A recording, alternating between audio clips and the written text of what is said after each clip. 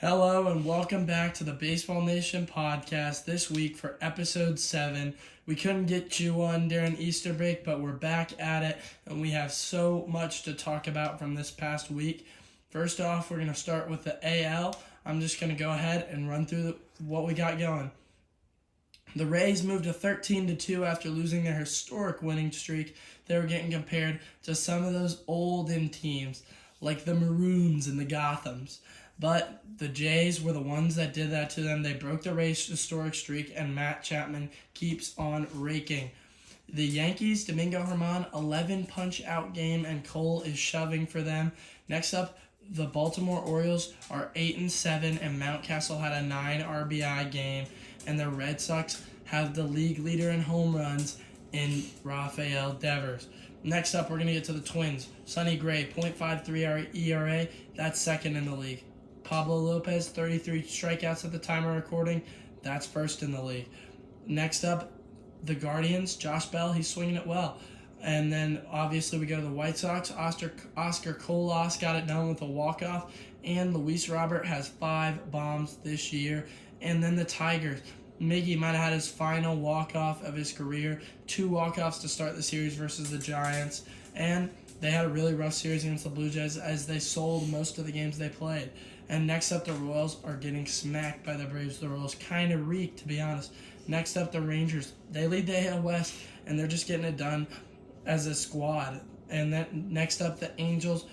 Shohei is looking filthy with a .47 ERA. Next up, Yordan Alvarez. He is raking with that 20 RBIs. It's just looking good for him. And then Jared Kelenich's getting it done for the Mariners, who are 7-8, just like the Astros, who fall behind the Angels at 7-7. Because Kelenich's got hit 4 home runs in 4 games. He's heating up, certainly. The A's are 3-12. They're horrible. They need to move to Las Vegas. I don't know why they haven't already. Wow, lots of stuff to take in there. I think it's crazy, just the league leaders in each division. If you looked at a lot of reports this year, you wouldn't see the Rays at the top of the AL East. You'd see them second or third. AL Central, you could see the same thing there. You could see the Guardians in first, but the Twins were in first. And the Rangers, they are obviously in first of the AL West. Definitely not the pick, as most people had the Stros not only winning that, but winning the World Series. I'm going to go ahead and hit the NL. Starting with the NL East, the Braves lead the division 11-4. Ronald Acuna Jr. has been hot, 365 average. Olsen also has been raking 5 bombs, 15 RBIs. Bryce Elder with a 153. Another notable name, Sean Murphy. He's been killing it at the dish. The 9-6 Mets fall in second place. Pete has 7 home runs. McGill's been shoving for them. Marlins 8-7. Luis Arias hit the first cycle in Marlins history, and Jesus Luzardo with a sub-2 ERA. Then we move on to the Phillies, who've been struggling. They're in 4th place with a 5-10 record. Rising Stott, 375 average, and all 5 Philly starters have an ERA over 4. Definitely not what you expected from them, as they have some big names as Wheeler and Nola, to name a few. Washington's in last in this division. They are 4-11. Mackenzie Gore's been shoving for them. Then we move to the NL Central. Brewers first place, 10-5. The Brewers have just been really good on offense. They killed the Mets in the series against them. Corbin has been looking really bad with a 5.19 ERA. Woodruff has been looking really good, though, for them. Pirates fall in second place in this division with a 9-6 record. Brian Reynolds with a 3.22 average and 5 home runs. Then we got the Cubs in third with a 7-6 record. Dansby's been hitting 3.33, and Stroman's been getting it done on the bump with a 1 ERA. Then the Reds are in 4th place. Will Benson, 1 for 20. He's been their starting left fielder, and he's been struggling. Then you got India, who's been raking, and Nick Lodolo, who's got a 2.12 and 27 Ks. The young guy's been doing it for the Reds. Then for the Cards, who are in last place in this NL Central, Nolan's got a 3.28 average, and Flaherty's got a 1.76 ERA. Final division here. D-backs 8-7. Josh Rojas has been a very big name for them, as well as Corbin Carroll and Merrill Kelly with a 2.4 ERA. Then you got the Dodgers, who are also tied for first. Will Smith with a 3.33 average. Dustin May and Julio Urias both with ERAs sub 1.5. Then you got the Padres in third with an 8-8 record. record. Tatis in the minors, 10 for 12, 6 bombs in the last 3 games, which is wild. Then you got the Giants, who are 5 and 9 in the 4th place. They walked off twice by the Tigers. They got walked off twice by the Tigers. Tyro Estrada has been a hot spot for them. And then in the last team in the NL West, the Colorado Rockies, 5 and 10. Kyle Freeland's been doing it well on the bump with a .96, and CJ Cron has cooled down a lot. Yeah, at this point in the season, we're kind of getting into the routine of things. It's not as cool as it was on opening day, where finally baseball is back. We're starting to get into the swing of things, and some of the divisions are settling just as you'd expect.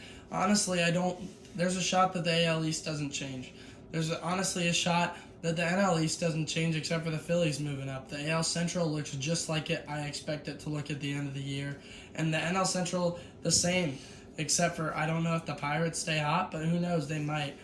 But next up, our big segment, our favorite segment, we're going to be ranking the top 5 hitters in the league, the top 3 pitchers in the league, and then we're going to do our team of the year to this point in the year. And so we're going to start off with the hitters. Our honorable mention, Bo Bichette, leads the league in hits. Not in for much power, and he's getting a lot of at-bats, but hey, he leads the league in hits. Good for Bo. Next up in our 5th slot is going to be Yordan Alvarez. He's been doing really well on both sides of the ball this year for the Stros. Yeah, I mean, he has got 20 RBIs. So that's exactly what you're looking for from a DH like him who just is supposed to smash the ball.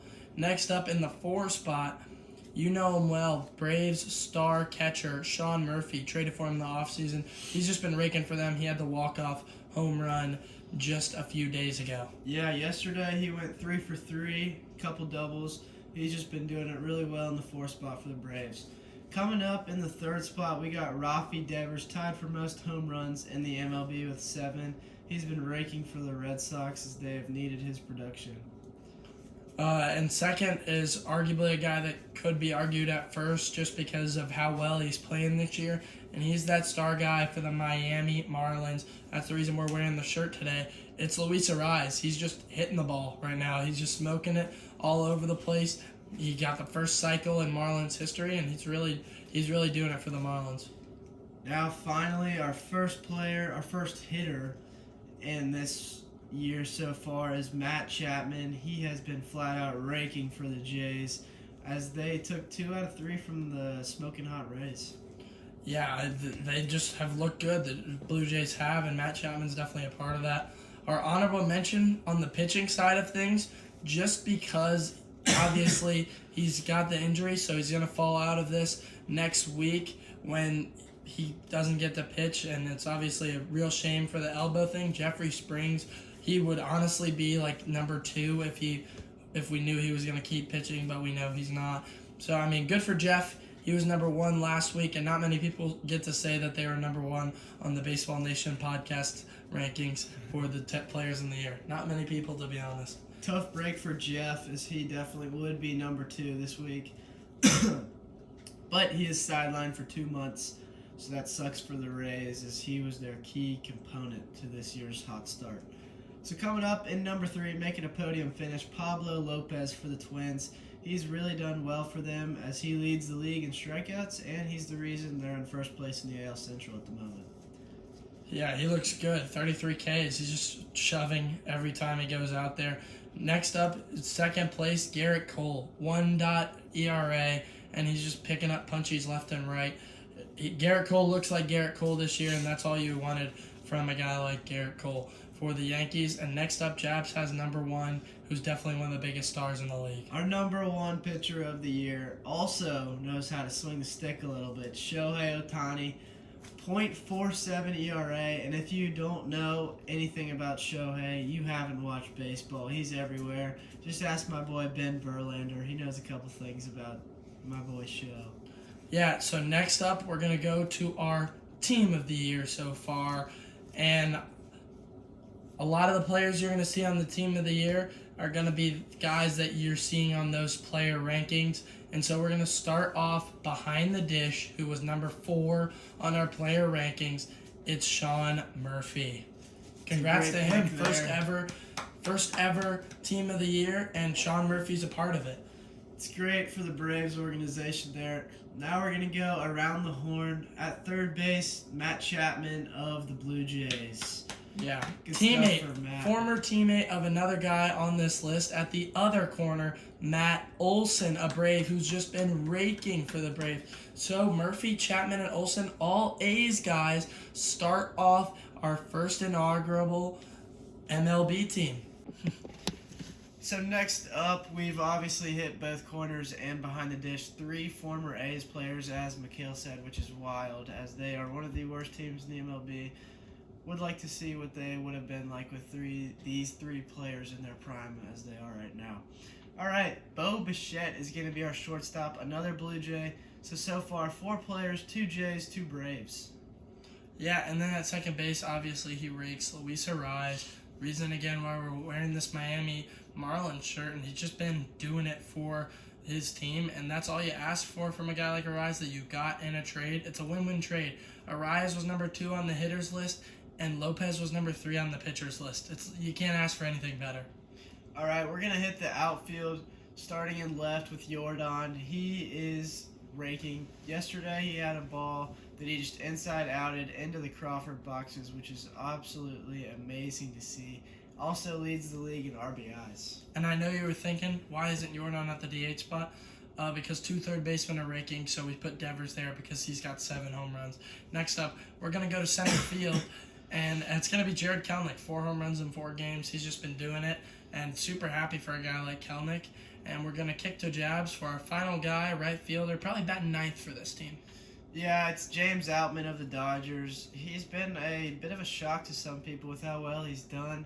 So that's our final pick. We're going to go ahead and get into our best relief pitcher. That's going to be David Bednar of the Pirates.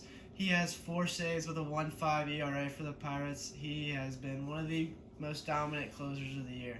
Yeah, and so he's the relief pitcher for this team, and doing the job on the bump, Shohei Ohtani. And Shohei's going to be on the bump for this team. So round of applause for our first ever MLB Team of the Week, and we're going to see who it is next week, see who stays on that, and see who ends up getting the boot from the team for a new player. Thank you so much for watching this week's Baseball Nation podcast. We can't wait to give you our first ever interview with former minor leaguer Thomas Hackemer, who's still active and looking to sign. So can't wait to show you that, and we'll see you next week.